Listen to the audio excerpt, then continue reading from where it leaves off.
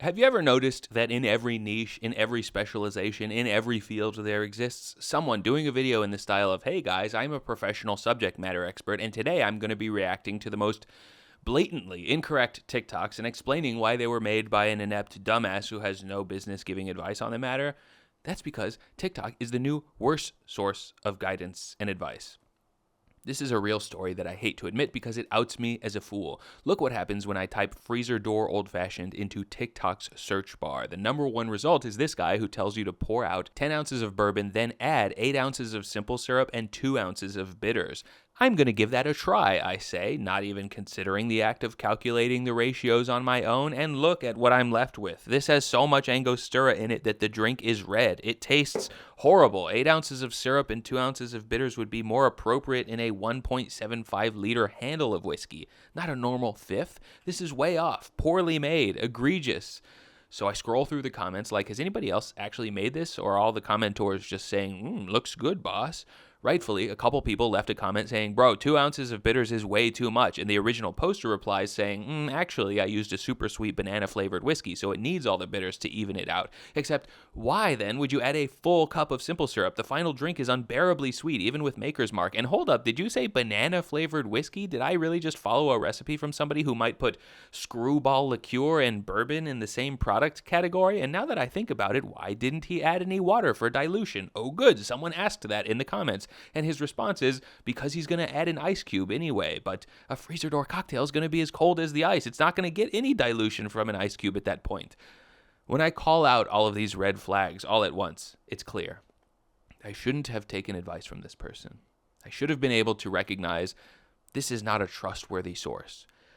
That's on me. This was an interesting role reversal for me to experience. Usually I'm the one saying, for example, how does this recipe for flautas with a 1 million+ subscriber having poster misspelled the word flauta have so many views? Or why is the top result for a tamal recipe coming from somebody who calls it a tamale? Can't these people see the warning signs that the person presenting this information isn't to be trusted? But this time, I am these people. I did the thing where you assume that the top result is a reliable one, and I paid the price, a ruined bottle of Makers. What is my final conclusion, having gone through all of this? It won't be that other creators within a niche should call out bad behavior. I don't find that approach actually helps to change the culture. No matter how many finance experts get on cam to say, no, you can't put your newborn on payroll and max out their Roth IRA. That's fraud. No matter how many health experts go online to say, we all know this grifter's on roids, right? There will be hundreds of fans ready to clap back with, you're just a hater, or let my man get his bag. If it were up to me, everyone who followed the advice of a thought leader or influencer would leave a comment regarding how well it worked out. But that's a very instructional designer answer. At all of my jobs, half of our self-inflicted follicle loss was caused by tearing out our hair trying to get learners to leave feedback. It's why I still read all the comments on my YouTube channels. So in a way, it's also why I'm insane.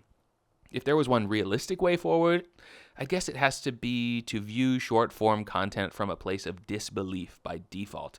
I know I'm biased since this is my platform of choice, but it seems like anyone who talks about something that they might learn online is almost always going to say, I'll just watch a couple YouTube videos.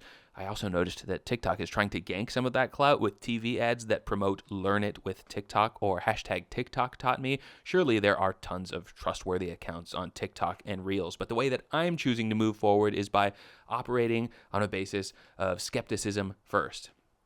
As a so-called creator myself, I'm privy to paradigm-shifting conversations like, you should just repost the same 100 videos every day on TikTok because you're effectively playing to a new crowd every night. You aren't meant to perform for subscribers or patrons. You're meant to treat this like a digital Times Square, trying to get a crumb of attention from a new million-person pool of passersby each day. I think the result of that kind of platform is a place where earning trust isn't part of the equation, and I don't think that most viewers on the app realize that. I think this point of view is also informed by the dozens of alerts that I get from apps that encourage me to post constantly, to consider generating a content farm, to automate and outsource. I see that the platforms set up incentives and disincentives not around trust, but around watch time. It's not a heady conspiracy theory. You know it in your heart of hearts, even if it doesn't feel like that in the middle of an Explore tab scroll sesh. The point is to keep you watching, even if it served the new parent with tips for installing life-threatening jungle gyms inside their baby's new crib, even if someone proliferates a hot new life hack that turns out to kill a couple folks, or even if an innocent, naive, young, skinny, sexy influencer ruins a whole fifth of Maker's Mark he got for $3 on GoPuff with half a bottle of bitters. Tragic when you think about it, really.